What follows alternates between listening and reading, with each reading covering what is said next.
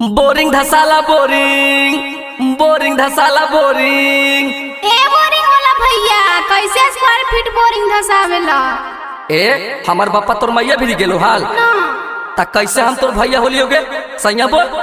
अच्छा ये सब छोड़ा ना, कालवा चपा कालवा हमर सूखल जाइत है, अच्छा से बोरिंग धसाइबा ना। आगे हाँ गे तोरा ना हीरा बोरिंग करबो और ना हाथ बोरिंग, सीधे बोरोलीन लगा के बोरिंग धसेबो, दर्द उर्द नहीं होता समझनी। Presented by Magahiya Music.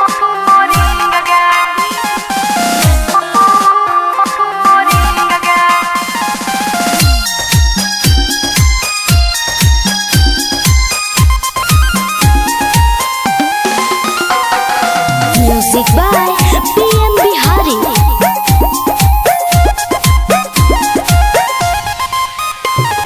कलवा चपा कलवा छौड़ा सुखल जा है रे, करते पर मिल